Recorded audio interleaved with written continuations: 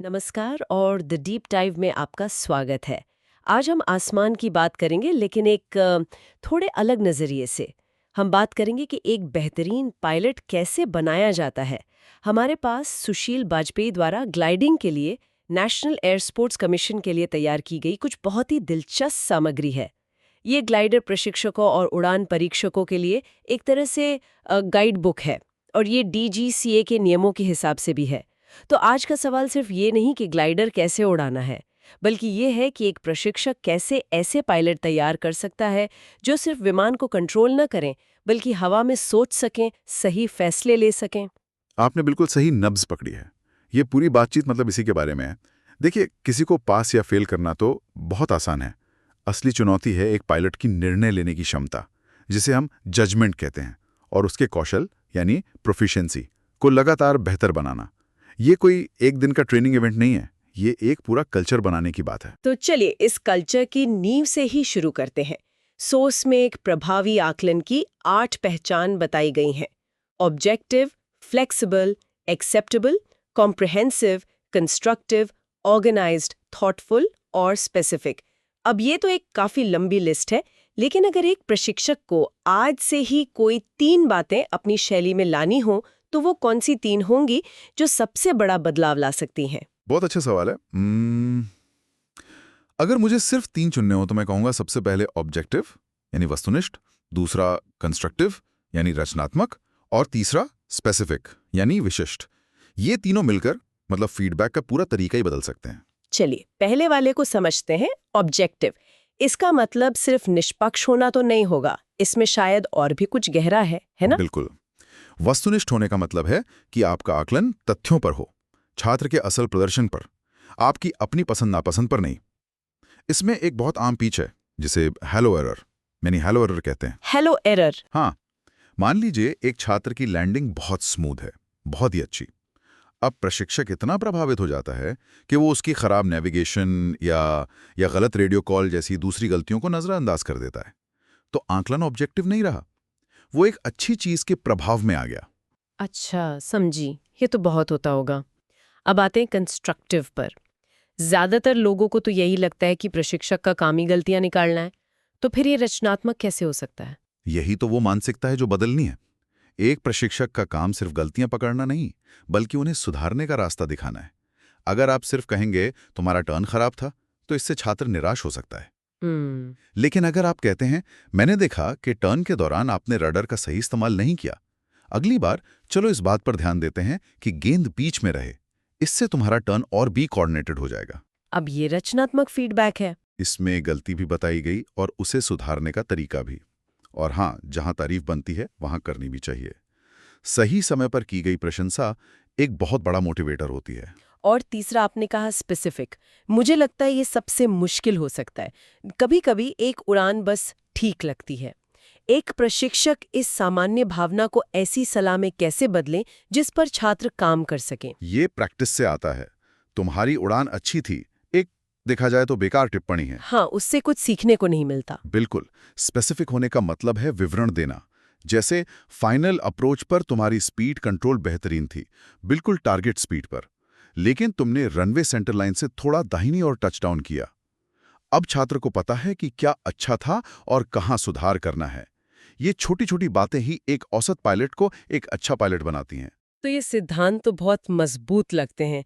इन्हें अमल में लाने के लिए प्रशिक्षक के पास क्या उपकरण, क्या टूल्स होते हैं?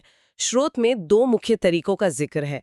पहला है पारंपरिक आकलन या ट्रेडिशनल असेसमेंट। ये सुनते ही मेरे दिमाग में तो सबसे पहले लिखित परीक्षा की तस्वीर आ जाती है। और आप गलत नहीं हैं। पारंपरिक आकलन बुनियादी ज्ञान मतलब फाउंडेशनल नॉलेज की नींव रखने के लिए बहुत जरूरी है। प्री-सोलो लिखित परीक्षा इसका सबसे अच्छा उदाहरण है। आप किसी पायलट को अकेले आसमान में नहीं भेज सकते अगर उसे एयर स्पेस के नियम या आपातकालीन प्रक्रियाएं रटी हुई ना हो। तो एक अच्छी लिखित परीक्षा बनाने के भी कुछ नियम होंगे। सोर्स में रिलायबिलिटी, वैलिडिटी, यूजेबिलिटी जैसे कई शब्द हैं।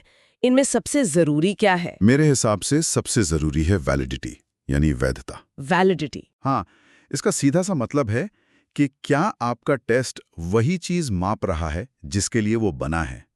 अगर आप एक ग्लाइडर पायलट की प्री सोलो परीक्षा ले रहे हैं तो उसमें ये पूछना कि जेट इंजन कैसे काम करता है बिल्कुल नॉन वैलिड है।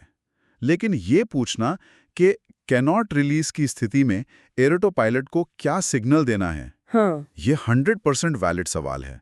ये एक ऐसी जानलेवा स्थिति से जुड़ा है जिसका सामना उसे करना पड़ सकता है। ये सिर्फ ज्ञान नहीं, ये सुरक्षा की गारंटी है। समझ गई। तो ये लिखित परीक्षाएं और पारंपरिक तरीके नींव तो मजबूत करते हैं, लेकिन असली परीक्षा तो आसमान में होती है जहां सब कुछ अप्रत्याशित हो सकता है। क्या सिर्फ नियम रटने से कोई पायलट एक मुश्किल स्थिति से निकल सकता है? यहीं पर शायद प्रामाणिक आकलन यानी ऑथेंटिक असेसमेंट की भूमिका आती है ना? एग्जैक्टली। यही पारंपरिक और प्रामाणिक आकलन के बीच का सबसे बड़ा फर्क है। प्रामाणिक आकलन रटने की विद्या से आगे बढ़कर वास्तविक दुनिया के प्रदर्शन पर ध्यान केंद्रित करता है। इसमें छात्र को एक ऐसी स्थिति में डाला जाता है जहां उसे ज्ञान को लागू करना पड़ता है। इसका कोई उदाहरण दे सकते हैं? जरूर। पारंपरिक आकलन में सवाल होगा, थर्मल में ग्लाइडर को कैसे सेंटर करें। छात्र इसका जवाब किताब से रटकर लिख देगा। लेकिन प्रामाणिक आकलन में प्रशिक्षक छात्र को एक असली थर्मल के पास ले जाएगा और कहेगा, ठीक है, अब इसे सेंटर करके दिखाओ। अच्छा। यहां छात्र को सिर्फ बताना नहीं बल्कि करके दिखाना है। उसे हवा को महसूस करना है, अपने विंग को देखना है और एक के बाद एक कई छोटे छोटे फैसले लेने हैं। वो सिर्फ ज्ञान का प्रदर्शन नहीं कर रहा, वो कौशल का प्रदर्शन कर रहा है। तो प्रामाणिक आकलन का लक्ष्य सिर्फ ये देखना नहीं है कि छात्र को क्या पता है, बल्कि ये देखना है कि वो उस जानकारी का इस्तेमाल कैसे करता है। बिल्कुल। इसमें छात्र पहले से दिए गए विकल्पों में से कोई एक नहीं चुनता, बल्कि वो खुद समाधान बनाता है। इससे उसकी आलोचनात्मक सोच यानी क्रिटिकल थिंकिंग स्किल्स विकसित होती हैं। वो सिर्फ निर्देशों का पालन करने वाला नहीं बल्कि सोचने वाला पायलट बनता है। ये जो सहयोगी समालोचना यानी कोलैबोरेटिव क्रिटिक की प्रक्रिया है, सुनने में तो बहुत अच्छी लगती है। ऐसा लगता है कि आप छात्र को ही उसका अपना प्रशिक्षक बना रहे हैं। लेकिन क्या इसमें बहुत ज्यादा समय नहीं लगता? एक व्यस्त फ्लाइंग क्लब में जहां प्रशिक्षक पर समय का दबाव होता है, क्या ये वाकई व्यवहारिक है? आपका सवाल बहुत वाजिब है। और हाँ, शुरू में इसमें थोड़ा ज्यादा समय लग सकता है, लेकिन लंबे समय में ये समय बचाता है। कैसे? जब छात्र खुद अपनी गलतियों को पहचानना और सुधारना सीख जाता है तो प्रशिक्षक पर बोझ कम हो जाता है। ये एक इन्वेस्ट की तरह है। अब इसकी जो 4 चरणीय प्रक्रिया है, पहला कदम है रीप्ले यानी पुनर्कथन। मतलब छात्र पूरी उड़ान को अपनी जुबानी दोहराता है? हाँ, प्रशिक्षक कहता है, मुझे बताओ टेक ऑफ से लेकर लैंडिंग तक क्या क्या हुआ। जब छात्र बताता है कि मैंने ये देखा इसलिए मैंने ये किया, तो प्रशिक्षक को उसकी सोच की खिड़की में झांकने का मौका मिलता है। आपको पता चलता है कि उसकी गलती किसी कौशल की कमी से हुई या गलत फैसले की वजह से। ये तो बहुत दिलचस्प है। दूसरा कदम है रिकंस्ट्रक्ट यानी पुनर्निर्माण। यहां छात्र से पूछा जाता है, ठीक है, अब जब तुम जमीन पर हो तो क्या तुम्हें लगता है कि तुम कुछ अलग तरीके से कर सकते थे? ये आत्मविश्लेषण का सबसे शक्तिशाली क्षण होता है। छात्र खुद अपनी गलती स्वीकार करता है और उसे सुधारने का तरीका सोचता है। ये सीखने की प्रक्रिया को बहुत व्यक्तिगत बना देता है। और तीसरा है रिफ्लेक्ट यानी चिंतन। इस चरण में प्रशिक्षक कुछ गहरे सवाल पूछता है, जैसे आज की उड़ान से तुमने सबसे जरूरी बात क्या सीखी? अच्छा। या क्या उड़ान के दौरान कोई ऐसा पल था जब तुम्हें असहज महसूस हुआ? ये सवाल छात्र को उड़ान के तकनीकी पहलुओं से हटाकर उसके मानसिक और भावनात्मक अनुभव पर ध्यान केंद्रित करवाते हैं। और आखिरी कदम रीडायरेक्ट यानी पुनर्निर्देशन। इसका क्या मतलब है?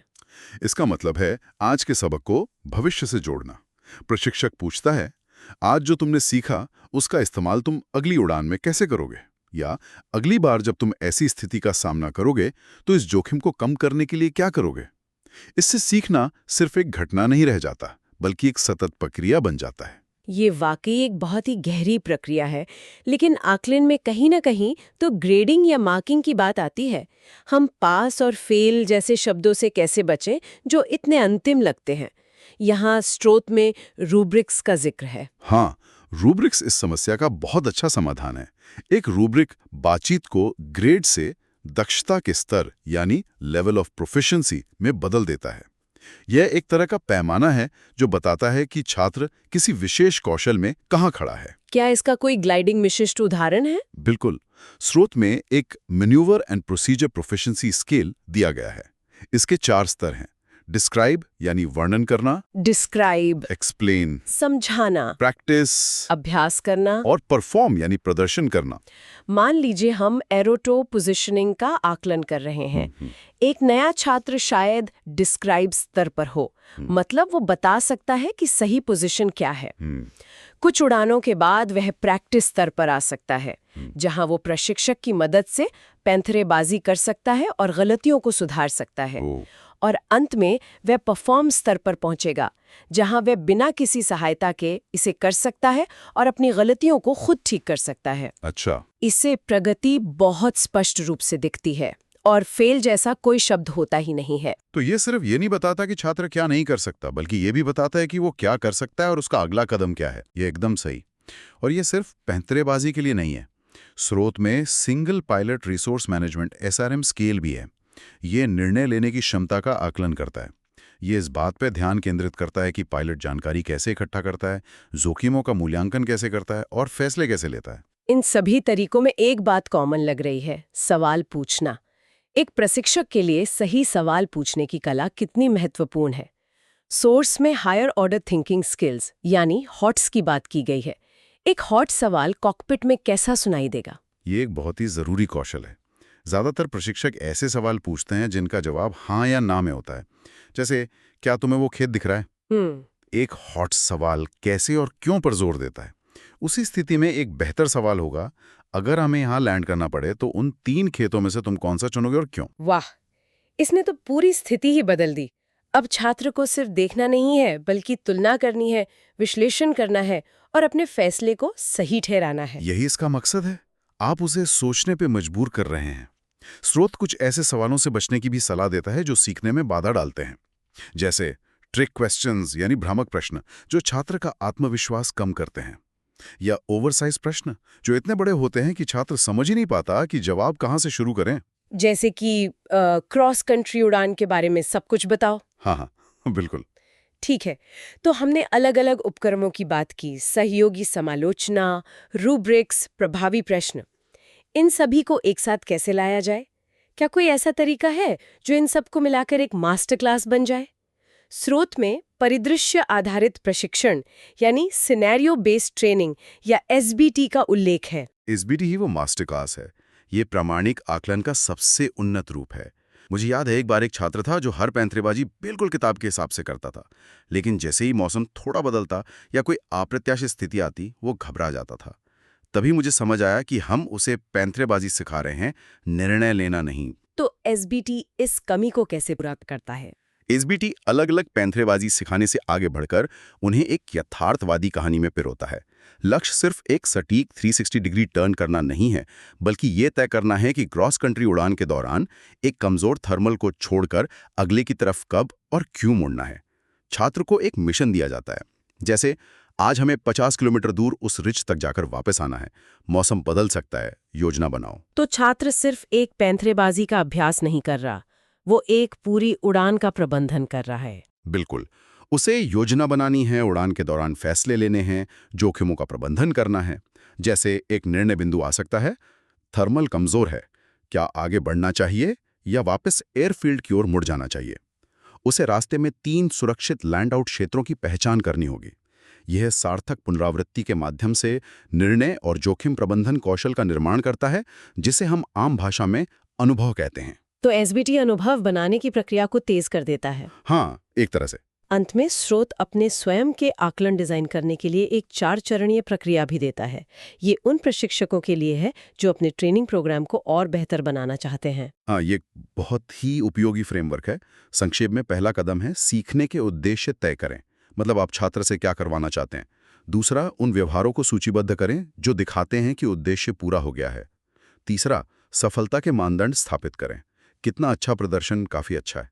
और चौथा, इन मानदंडों को मापने के लिए परीक्षण आइटम विकसित करें, जैसे प्रश्न बनाना या एक उड़ान परिस्थिति डिजाइन करना। ये सब सुनकर तो एक बात साफ है, ये सब एक ही विचार पर आकर रुकता है, सोचने वाले पायलट बनाना। बिल्कुल सही। पूरी बातचीत का सार यही है। आकलन को एक बार की परीक्षा के रूप में ना देखें, बल्कि सीखने और सिखाने की एक सतत प्रक्रिया के रूप में देखें। बुनियादी ज्ञान के लिए पारंपरिक तरीकों और वास्तविक दुनिया के कौशल के लिए प्रामाणिक तरीकों को मिलाएं। और हमेशा अंतिम लक्ष्य याद रखें, सुरक्षित, कुशल और विचारशील पायलट विकसित करना, जो न केवल विमान उड़ाना जानते हैं, बल्कि सही निर्णय लेना भी जानते हैं। तो हमने एक प्रभावी आकलन की विशेषताओं से लेकर परिदृश्य आधारित प्रशिक्षण की मास्टर क्लास तक की एक यात्रा की है। यह स्पष्ट है कि ये प्रशिक्षकों के लिए सिर्फ एक चेकलिस्ट नहीं है, बल्कि एक पूरी मानसिकता है, एक दर्शन है। बिल्कुल। यहाँ पर जो बात आकर्षक है वो ये है कि ध्यान इस बात से हट जाता है कि एक शिक्षार्थी क्या करता है, और इस बात पर केंद्रित हो जाता है कि वो ऐसा क्यों करता है। उसके सोचने की प्रक्रिया को समझना ही असली लक्ष्य है। श्रोताओं के लिए एक अंतिम विचार छोड़ते हुए, जब कोई छात्र गलती करता है तो हमारी पहली सहज प्रतिक्रिया क्या होती है? उस क्रिया को ठीक करना या उस सोच को समझना जिसके कारण वो क्रिया हुई? और उस सहज प्रतिक्रिया को बदलने से एक अच्छा प्रशिक्षक एक महान प्रशिक्षक में कैसे